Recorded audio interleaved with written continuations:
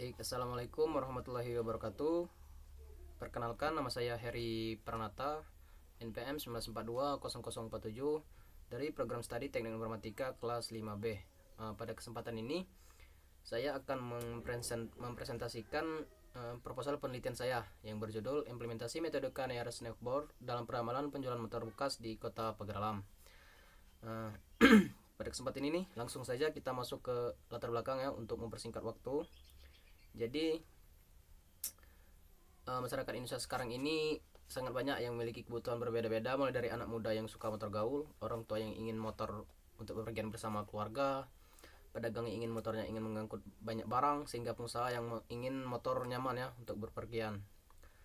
Motor adalah alat kendaraan yang merupakan suatu kebutuhan oleh masyarakat yang berada pada level menengah bawah sampai ke level menengah ke atas.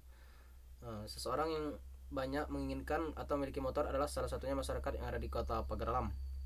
Motor-motor yang ada di Kota Pagaralam berasal dari luar kota kebanyakan ya. Kemudian penjualan motor bekas pada salah satu showroom saat ini masih belum stabil. Itu dikarenakan belum begitu dilirik secara langsung di masyarakat, sehingga jenis motor belum memenuhi keinginan serta merek motor yang mempengaruhi ketersediaan spare part ya.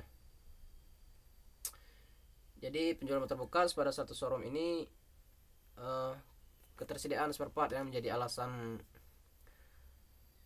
masyarakat dalam menentukan kesukaan terhadap motor yang akan dibeli. Apabila motor dalam jumlah besar tidak terjual, maka penjualan tidak stabil, maka mengakibatkan banyak motor yang tidak laku, sehingga jadi penumpukan motor dan tidak terawat dengan baik. Perawatan motor tersebut juga menjadi terbengkalai, sehingga untuk menyelesaikan permasalahan tersebut, pimpinan showroom harus mampu melakukan prediksi peningkatan penjualan. Hasil dari prediksi atau peramalan bermanfaat untuk membantu investor dan manajemen dalam pengambilan keputusan investasi. Era Tuti 2014. Oke. Data yang akan diperoleh dalam proposal ini mencakup merek, jenis motor, serta total penjualan per bulannya dalam 3 tahun terakhir. Data yang tersimpan dalam komputer dengan jumlah yang banyak ini digunakan sebagai data mining. Data mining adalah aturan pencarian pola atau informasi menarik dalam suatu kumpulan data terpilih dengan menggunakan metode tertentu. Data mining yang bersumber dari data komputer dan transaksi penjualan kemudian diolah menggunakan algoritma KNN. Algoritma KNN adalah sebuah metode untuk melakukan klasifikasi terhadap objek berdasarkan data pembelajaran yang jaraknya paling dekat dengan objek tersebut. Kemudian termasuk algoritma supervised learning, yang mana hasil query instance baru diklasifikasikan berdasarkan mayoritas dari kategori pada KNRS Network. Kelas yang paling banyak muncul yang akan menjadi kelas klasifikasi. Mungkin itu ya penjelasan singkat untuk latar belakang. Kemudian kita lanjut ke 1.2 identifikasi masalah. Berdasarkan uraian dari latar belakang yang kita ringkas tadi, dapat diidentifikasikan masalah sebagai berikut. Penjualan yang tidak stabil mengakibatkan banyak motor yang akhirnya tidak laku dan tidak terawat. Kemudian kurangnya minat konsumen membeli motor bekas dikarenakan merek spare part atau jenis motor yang kurang mencukupi ya. Yang terakhir, kapasitas mesin motor yang tidak sesuai dengan pemakaian sehari-hari mengakibatkan konsumen secara tidak langsung enggan membeli. Adapun batasan masalah, untuk menghindari adanya penyimpangan dari judul dan tujuan sebenarnya, maka adapun batasan masalah yang ditemukan dalam penelitian ini sebagai berikut. Pertama, lokasi penelitian ini bertempat di showroom Honda. Kedua, data yang digunakan dalam penelitian ini hanya 4 tahun terakhir ya, dari 2017 sampai 2022. Penelitian ini menggunakan algoritma KNRS Network dan Rapid Miner. Baik, untuk selanjutnya ada rumusan masalah. Rumusan masalah berdasarkan permasalahan yang diungkapkan sebelumnya dapat dirumuskan masalah yang akan diselesaikan sebagai berikut. Yang pertama, bagaimana memprediksi tingkat penjualan motor bekas menggunakan algoritma KNN. Kedua, bagaimana KNN melakukan prediksi penjualan motor terlaris pada showroom Honda. 1.5 ini ada tujuan penelitian. Berdasarkan uraian dari rumusan masalah, maka tujuan dalam melakukan penelitian adalah untuk memprediksi ya tingkat penjualan motor menggunakan algoritma KNN Kedua, untuk mengetahui penjualan motor terlaris berdasarkan merek motor menggunakan algoritma KNN. Manfaat 1.6 manfaat penelitian. Adapun manfaat yang dapat diperoleh dari penelitian ini adalah sebagai berikut. Yang pertama itu memberikan manfaat bagi perkembangan ilmu pengetahuan dan teknologi, khususnya tentang data mining, memprediksi hasil penjualan menggunakan algoritma Kanner-Snowball. Yang kedua, penelitian ini dapat dijadikan referensi awal serta mengembangkan ilmu yang telah dipelajari selama perkuliahan jurusan teknik informatika. 3. Dapat membantu dan mempermudah pihak showroom dalam perencanaan penyediaan unit.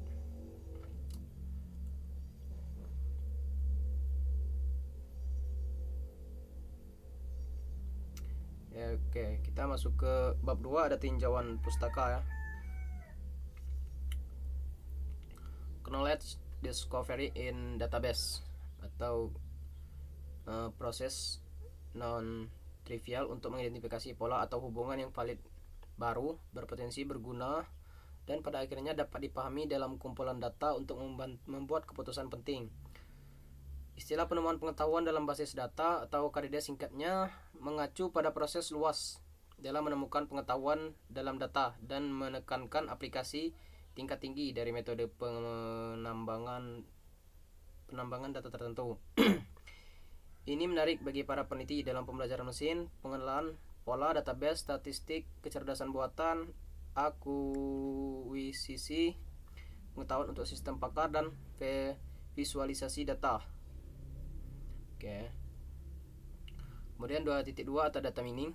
Data mining adalah proses menggunakan teknik atau metode tertentu untuk menemukan pola atau informasi yang menarik dalam data yang dipilih. Teknik, metode, atau algoritma dalam data mining sangat bervariasi. Pemilihan metode atau algoritma yang tepat sebenarnya bergantung pada keseluruhan tujuan dan proses KDD. Dan data yang digunakan sebagai model yang baik idealnya cukup sebagai penelitian. Semakin banyak data, semakin sedikit kesalahan atau error, dan semakin baik model yang digunakan sebagai patokan. Menurut Handoko 2016, data mining merupakan sebuah aktivitas yang dilakukan dengan menggabungkan berbagai ilmu statistika, matematika, artificial intelligence, dan machine learning dengan tujuan untuk melakukan ekstraksi dan identifikasi dari berbagai informasi yang ada, sehingga menghasilkan suatu pengetahuan baru yang bermanfaat pada hasil kedepannya pada sebuah database yang besar. Oke. Jadi menurut Budi Santoso, kualitas data diukur dari berbagai aspek tersebut, antara lain yang pertama itu ada akurasi, benar atau salah, akurat atau tidak. Kemudian kedua, kelengkapan, tidak tercatat, tidak tersedia. Ketiga, konsistensi, beberapa sudah dimodifikasi, yang lain belum. 4, terupdate, apakah mengikuti waktu. Kelima, bisa dipercaya, apakah bisa dipercaya datanya benar. Kemudian 6, bisa diinterpretasikan, seberapa mudah datanya bisa dipahami ya. Ini ada gambar ya, gambar tahapan knowledge discovery in database. Selanjutnya 2.2.1 pengelompokan data mining. Data mining dibagi menjadi beberapa kelompok berdasarkan tugas yang dapat dilakukan, yaitu sebagai berikut. Yang pertama itu deproposal. Terkadang penelitian ini dan analis hanya ingin mencoba mencari untuk memproposalkan pola dan tren yang terdapat dalam data. Kemudian estimasi. Estimasi hampir sama dengan klasifikasi, hanya saja variabel yang diestimasikan lebih bersifat numerik daripada kategorikal. Buat model menggunakan catatan lengkap dengan memberikan nilai variabel target sebagai nilai prediksi. Selain itu, pada pemeriksaan selanjutnya variabel target diestimasi. Oke, kemudian selanjutnya itu ada klasifikasi. Jadi prediksi hampir sama dengan klasifikasi dan estimasi, hanya saja nilai prediksi akan ada di masa yang akan datang ya. Beberapa metode dan teknik digunakan dalam klasifikasi dan estimasi juga dapat digunakan untuk prediksi. Selanjutnya ada pengklasteran ya, kita singkat saja. Pengklasteran, ada asosiasi. Selanjutnya ini terakhir ada asosiasi ya. Tugas korelasi dalam data mining adalah menemukan atribut yang muncul satu kali ya. Selanjutnya ada fungsi data mining. Fungsi data mining ini yang pertama yaitu asosiation. Ini adalah proses menemukan aturan asosiasi antara portofolio proyek. Yang kemudian proses menemukan aturan asosiasi untuk beberapa item sekaligus dan menemukan beberapa periode. Kemudian clustering merupakan proses pengelompokan beberapa data ya. Selanjutnya ada kategori data mining. Data mining dibagi menjadi dua kategori utama. Yang pertama ada prediktif dan deskriptif. Prediktif itu tujuan dari tugas prediksi adalah untuk memprediksi nilai atribut tertentu. Kemudian deskriptif itu tujuan dari tugas deskriptif adalah untuk mendapatkan pola, korelasi, tren, kelompok, teori, dan anomali. Kemudian manfaat data mining. Nah, yang pertama itu dari perspektif bisnis ya. Data mining dapat digunakan untuk mengatasi lonjakan volume data ya. Kemudian kedua, dari sudut pandang ilmiah, data mining dapat digunakan untuk menangkap, menganalisis dan menyimpan data waktu nyata dan data yang sangat besar, misalnya remote sensor, teleskop, simulasi saintifik ya. Kemudian penerapan data mining. Penerapan data mining dibagi menjadi 3 bagian, yaitu yang pertama analisa pasar dan kumpulan sumber data yang digunakan seperti transaksi kartu kredit ya. Kemudian analisa perusahaan, data dan manajemen risiko. Yang pertama perencanaan keuangan, yang kedua perencanaan sumber daya, persaingan, yang terakhir. Kemudian telekomunikasi. Data mining melihat jutaan transaksi yang masuk dan melihat transaksi mana sajakah yang masih harus ditangani secara manual ya. Oke, selanjutnya metode data mining digunakan untuk penambangan data. Pertama, support adalah suatu ukuran yang menunjukkan beberapa besar tingkat dominasi suatu item. Yang kedua, confidence, suatu ukuran yang menunjukkan hubungan antara dua item secara konden. Ada 2.3.1 algoritma Kerner-Snackbor ya. Ini algoritma yang kita pakai merupakan metode pengklasifikasian objek berdasarkan data pembelajaran yang terdekat dengan objek tersebut ya. Ilmu pada tahun 2018. Kemudian selanjutnya di sini perhitungan jarak Euclidean ya, ada di proposal saya. Kemudian 2.3.2 konsep Kerner-Snackbor. Algoritma KNN adalah salah satu metode data mining yang paling populer.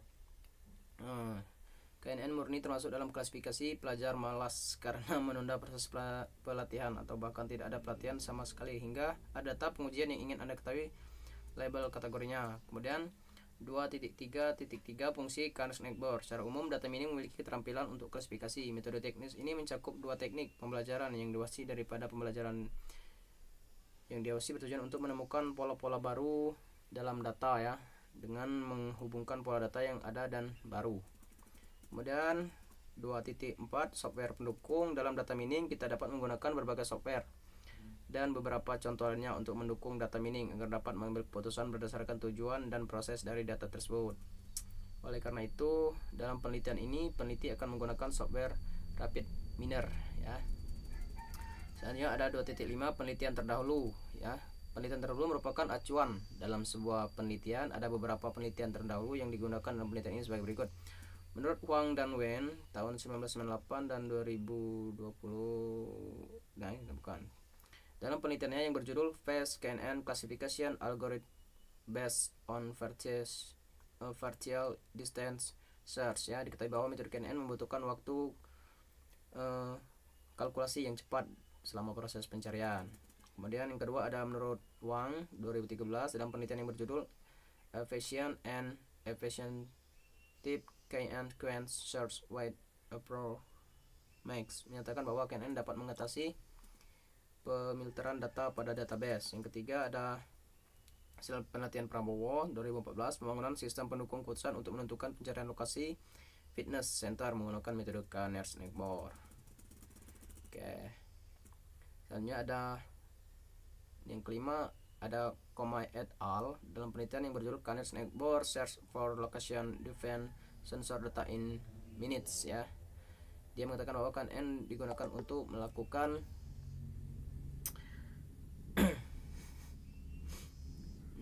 untuk mencari lokasi berdasarkan item data sensor untuk mengurangi jumlah komunikasi dan juga keakuratan yang tinggi dari hasil query. Oke, mungkin itu ya, ada beberapa, ada 7 ini. Kemudian 2.6 kerangka pemikiran ya. Kerangka pemikiran untuk memudahkan dalam proses pelaksanaan penelitian. Maka berikut ini merupakan kerangka pemikiran dalam memprediksi penjualan di PT Honda Kota Pagar Alam. Ada ya di proposal saya itu untuk data penjualan, processing, training, testing, klasifikasi, algoritma KNN ya, sebagainya. Dan bab ketiga metode penelitian, desain penelitian ya. Proses penelitian terlebih dahulu perlu dibuat desain penelitian. Hal ini bertujuan untuk memberikan kemudahan penelitian yang lebih lanjut. Adapun desain dalam penelitian adalah sebagai berikut: pengumpulan data, analisis data, pengolahan data dengan metode KNN, implementasi dengan aplikasi RapidMiner ya. Pengumpulan data. Yang pertama, pengumpulan data dalam penelitian ini menggunakan teknik observasi, yaitu observasi langsung ke lokasi penelitian. Selanjutnya melakukan wawancara dengan pihak accounting, autocorrect, dan terakhir melakukan studi pustaka. Kedua, analisis data, yaitu proses di mana data yang diperoleh untuk menentukan operasional variabel ya. Terakhir, pengolahan data dengan metode KNN. Data yang telah dianalisis selanjutnya akan diolah menggunakan teknik data mining menggunakan metode RapidMiner. Selanjutnya, implementasi dengan aplikasi RapidMiner. Setelah semua data diolah, maka data tersebut diimplementasikan ke dalam aplikasi RapidMiner. Data yang diolah dengan aplikasi ini akan menjadi pertimbangan dalam perhitungan yang dilakukan secara manual. Teknik pengumpulan data yang 3.2 teknik pengumpulan data. Dari data yang akan kita teliti, teknik pengumpulan data pada penelitian ini menggunakan 3 teknik, yaitu teknik observasi, wawancara, studi pustaka. Metode ini dilakukan secara berkala selama proses penelitian ya. 3.2.1 observasi merupakan serangkaian proses biologis dan psikologis yang tersusun secara kompleks. Kemudian 3.2.1 ada wawancara. Teknik wawancara ya merupakan salah satu instrumen yang digunakan untuk menggali data secara lisan. Hal ini harus dilakukan secara mendalam agar mendapatkan data yang valid dan detail.